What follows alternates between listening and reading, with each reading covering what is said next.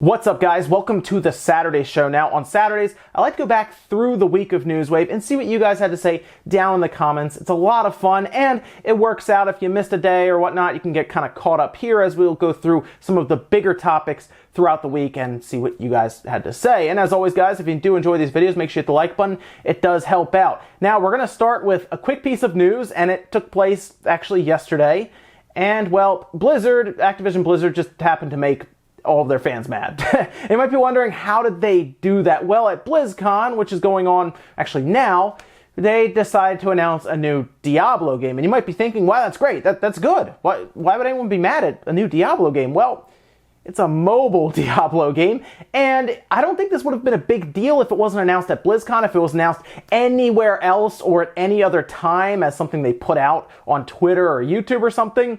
But they made a big spectacle at it at a place where people are showing up who primarily play on PC, for the most part. You know, I'm sure they play consoles as well, but for the most part, the people showing up there are big PC gamers who love what Activision Blizzard puts out, especially with Diablos. There's a lot of hype going into it. They cooled it down a bit by saying there's no Diablo 4 there, but it's more than likely in development with all the projects they had going on. So here they are with this action-adventure MMO RPG, as it's kind of described, for specifically Android and iOS devices. And here you go, Diablo Immortal. Yeah, so this is what we're working with now. It didn't go so well there. A lot of boos on stage. The like to dislike ratio is absolutely out of control. You know it's bad when the like to dislike ratio on your newest trailer for your game is worse than Nintendo's online overview trailer, because that was bad. I've never seen this. This is insane, like the like to dislike ratio on this thing. It keeps getting worse. There are people saying that their comments are being deleted, then they're making their next comment, and they're getting voted straight back to the top. It's all over the place right now, but one thing's for sure, it's not going well right now with this game that's being not well received. And then they even decided to hold a Q&A for some weird reason afterwards, and that went as well as you would expect it to. Hey, just was wondering, is this an out-of-season April Fool's joke? No, it's a fully fledged Diablo experience on mobile. Is there any plans to make this playable on PC, or is this strictly mobile forever?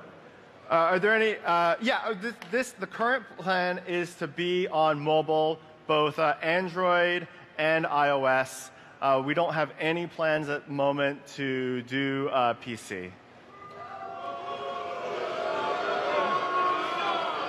Do you guys not have phones? Yeah, you guys all have phones, right? Now this is being developed by Activision Blizzard in conjunction with NetEase, who has a lot of experience developing these MMORPG action type games that look very similar to this Diablo game. And that's another point a lot of people are currently looking at.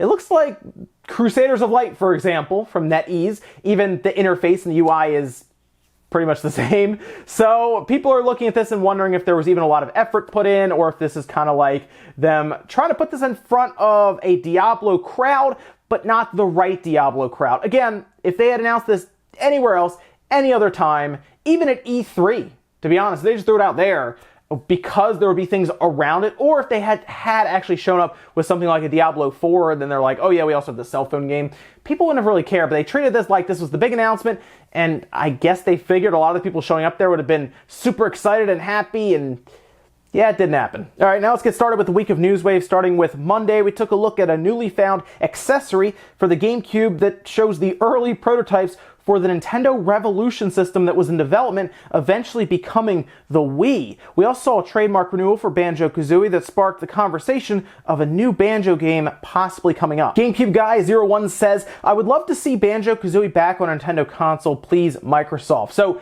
here's the thing, I don't know why Microsoft would put something that would help them sell Xboxes on Nintendo system. I think people see this relationship between Nintendo and Microsoft as being this big thing where every Microsoft game is going to go to Nintendo platform. It doesn't make a lot of sense to just do that and take it away from the Xbox. Sure, I will admit, I think it would sell a lot better on the Nintendo Switch as opposed to Microsoft's Xbox One or Xbox One X or whatever, Scarlet and everything that's coming up. I will admit, I think that's correct. Although it will be on Game Pass, so you can just technically download it. I guess that's actually better. Now you think about it, you can just go get it and you don't have to technically buy it. You just have to be subscribed to Game Pass. Anyway, I don't think this would happen. I think Minecraft is a special case scenario because it was already on pretty much all platforms when Microsoft bought Mojang, and they didn't want to just rip Minecraft off of everything because they invested $2.5 billion into this company, and they wanted to make sure they got their money back.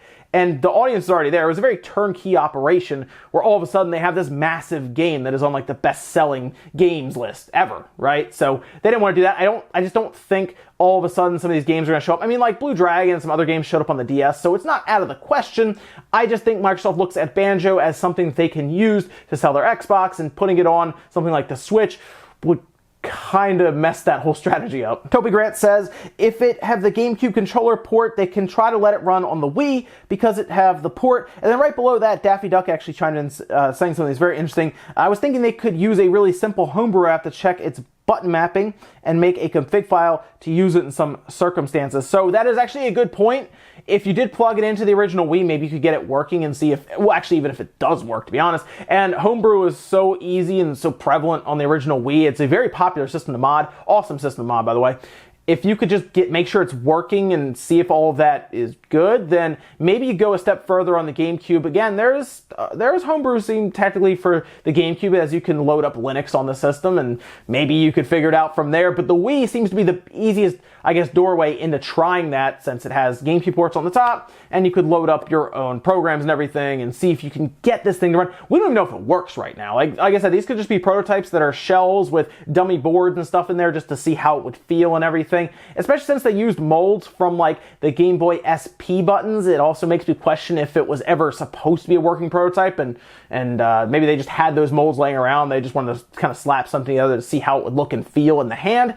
So we'll have to see if that happens. I think this person's going to hold on to this stuff. I don't know if they're going to start shipping it away to see if people can figure it out. So maybe it'll just be a question we have forever, but we'll see what happens from this. Tuesday, we went over the finalized list for the PlayStation Classic. Unfortunately, the games announced were fairly underwhelming, with weird inclusions like Twisted Metal 1 instead of 2, and several popular games being downright absent. ZZ Toluca says, they rushed the PlayStation Classic to try and compete with Nintendo. They should have delayed to have a better game lineup. Would not be surprised if it flops at this point. So I don't think it's going to flop, mostly because these systems I don't think are very expensive to create and then market and sell, because it plays on nostalgia, and there are a lot of people that have nostalgia for the original PlayStation. I mean, it sold over 100 million, so there are quite a few people who are a bit older now that will look at it and say, oh, I remember the PlayStation, especially in Japan, because in Japan, they sold a bunch of PlayStations there, but they definitely have a better plug-and-play system by far. Like some people might say, okay, yeah, I like the American one better. No, I can't. I personally don't see that. I think Japan got the much better product, and it'll sell well there, I think. I'm going to be curious to see how this does, because again, this is going to be marketed in December as a gift, one that you give to someone and they don't have to go out and buy anything extra. It's all inclusive in the box, and that's what they're mostly working towards. Nintendo did the same thing with the NES Classic and the Super Nintendo Classic, although their game lineups were better. And I don't know if Sony wanted to wait till next year, because we're pretty confident now that the Nintendo 64 would be coming, or the Classic will be coming next year, as it's getting a little late now. I mean, we're into November. I don't think they're going to announce the N64 Classic now and then try to have it launch when the PlayStation Classic is launching. I don't think there's enough time for shipping to get everything set up in stores. It's going to have to either wait till spring, when they could definitely launch it, or next holiday. I actually would like to see them launch it in the spring, just to make sure, because the NES Classic and the Super Nintendo Classic still selling now. Tons and tons of systems still sell, and that would give them time to make sure the manufacturing's good, the production's good, and then we can go into the holidays without any type of issues with supply or anything. But yeah, the PlayStation Classic, it'll sell. I don't think it's going to do numbers like the Super Nintendo Classic or the Nintendo Classic, though. Wednesday went over the recent sales from Sony for the PS4. At this time, the PlayStation 4 has crossed 86 million systems sold, placing it now past the PS3. Nintendo also talked about bringing DLC to market for currently released big games. Feels Mod Man says, so if a Sony console doesn't sell 100 million units, it's considered a failure. PS3 had like 80 plus million. I think that's pretty good. If you take that mentality to other companies, every Xbox console was a failure and the Wii was Nintendo's only success. So let me explain a bit about the PS3 and why it's different from pretty much any other system when it comes to failure or success. The PlayStation 3 was absolutely a failure. And the reason why goes beyond how many it sold. It comes down to pretty much how much money did it cost Sony, and it is an obscene amount. In fact, it got to a point around 2012, people were concerned that Sony wasn't going to make it to the next generation. They didn't think there would be a PS4. They were just hoping there would still be a PlayStation division years later. And you might be wondering, well, why is that? Well, the PS3 launched at $600 and $500, depending on the models you wanted, and it still lost money. That's insane, right? That's crazy. It sold for that much money and it still lost money. And believe it or not, they were still losing money on the PlayStation 3 system when they were selling it, so it cost more to manufacture, to produce and ship it and get it out the stores than it did for what they were actually selling it for. And it wasn't a little bit either. See, even later on in 2010, there were still reports that Sony was still losing money on every PlayStation 3 that they had sold, probably coming down to things like price cuts to try to get more systems out there, things like that. And then later on in 2013, more reports came out telling us that the 360, which, by the way, the 360 wasn't exactly amazing either, but there are a lot of reports saying that they broke even on it despite the catastrophic failure of the Red Ring of Death really hurting that system because Microsoft provided replacements up to 3 years on their own dime. So yeah, that hurt them as well. The 360 lost about $3 billion. The PS3 lost $5 billion for Sony, guys. They're not a Microsoft. That hurts. That really hurts. And they never made that up from licensing, from obviously selling all kinds of stuff on the store, from controller sales, everything that would make up money and the reason you sell a system at a loss. They never got that money back. So it hurt them badly, and they learned from it going into the PS4, where right away, when the PS4 was coming out, they told everyone, including investors, everyone, we're not looking to lose money on the PS4, and it's been a massive success since then, and it's really, really helped Sony turn things around. Go look at their financial reports in 2012 or 2013. It was ugly. Now it's much better. So yeah, the PS3 was a complete failure. At the time, the Wii was actually making money on every single system they sold, actually quite a bit. Nintendo was actually making quite a bit of money on their Wii, and they sold over 100 million of them. So yeah, the Wii, very strong from a business perspective. The 360, it was alright. The PS3, yeah, failure. Thursday, Deltarune randomly released to the internet, which appears to be a playoff of Undertale as a free game release. Mario Party sales were also outlined ahead of time with an amount of 1.5 million copies being sold in less than a month. SK Massive says, them not giving up your numbers for the online service doesn't say anything about it. They have and will always give you game sales. You guys need to stop reaching. Microsoft and others give numbers because they've been charging for membership for more than a decade now, and it's probably their most profitable thing they have going for themselves. So I do think there is some kind of conclusion to draw from them not wanting to share numbers yet, and I talked about it already. I think it's because Smash Bros. Ultimate is going to push massive amounts of subscriptions for online. If you look around, there are a lot of people saying, I'm going to wait till Smash Bros. Comes out, then I'll get the online because, well, I need it for Smash. Makes sense to me, I get it. Nintendo probably didn't want to tell us about their online subscription fees, probably for the same reason that Microsoft, as you actually point out yourself here, does not want to tell us about console sales. They don't tell us about that. They'll tell us about those online subscription numbers because they are good to look at, because they show growth, they show money. Same reason that Nintendo is telling us about their game sales, which they've now, 3 games now have crossed the 10 million mark for units sold. The Switch, despite we're still trying to measure up if it's going to make its projections of 20 million units, actually came in above a lot of people's expectations. So they told us about the good. Keep in mind, they told us about Super Mario Party sales when they didn't have to, but no word about the online subscription fees or the online subscription signups. I don't think it's a reach at all. I think it's a good question to ask, and I think there's a good conclusion to draw from that, considering, well, the online subscription fell into that fiscal quarter that they detailed everything else about, but Mario Party did not. It feels like Mario Party kind of substituted for that, and they told us a vague thing. Oh, half the people that have played online signed up, and well, how many people are playing online, so then we can come up with a number. That's what I mean. They didn't want to tell us because they'll tell us next quarter report when the reports for Super Smash Bros. Is out. Finally, on Friday, we talked about a Switch emulator called Yuzu that is now able to fully play Mario Odyssey despite having some graphical glitches still present. This is pretty impressive considering the development of this emulator started less than a year ago. Miller says, I would not worry about the Switch emulator. It needs a very beefy PC, not to mention it is tedious to make it run. I feel it is much easier and cheaper to buy a Switch. It depends what you mean by cheaper, because some people may already have a beefy PC and they go, oh cool, Switch emulator, I'm going to download that. Then they maybe buy the game so they at least feel good about playing it on a PC because they technically bought the game and gave the company money. And yeah, technically you're allowed to play it on, I guess, an emulator and everything. Yuzu is not illegal. It's not. They followed everything by the book.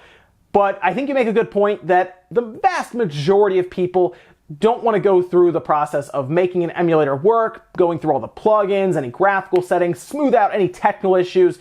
Yeah, I get it. There are a lot of people who don't want to go near PC gaming and they want to stick to consoles. So I don't know why they would want to then all of a sudden jump to an emulator. And they're definitely not going to build a PC to play an emulator because then they'll just buy a Switch. So I think Yuzu is a cool project. I think it's pretty neat to see what the Switch could eventually do with games, because they're going to really start tacking on visuals and everything and make these games look really good and run at cool frame rates and everything. So if anything, I want to look at it as a window into what could be someday with the Switch as revisions, as generations pass. And of course, they'll do all kinds of cool modding and stuff. I mean, go look at Simu with Zelda on there. It's insane. Breath of the Wild, they do some crazy stuff and it runs great at 4K. So pretty cool to see. And yeah, like I said, it's not going to affect anything really from a sales perspective, but it's interesting nonetheless to see what the developers are able to do with Yuzu. And guys, that's going to do it for the Saturday show today. Thanks so much for tuning in. Make sure you guys hit the like button if you like, dislike it if not. Let me know what you think about everything we talked about today, whether it is, I guess you want to talk about the PS3 failure. I do think the PS3 was a failure and I think the numbers show it. That's why I was pretty straightforward about it. But let me know what you think about that down below, or the Yuzu emulator. Maybe we'll talk a bit about that. Make sure you guys stop by later on tonight for the Spawncast, because we're going to talk about that Grinch League, guys. You know we're going to have to. So you want to stop by and check that out. 9 p.m. Eastern tonight, guys, and I'll see you then.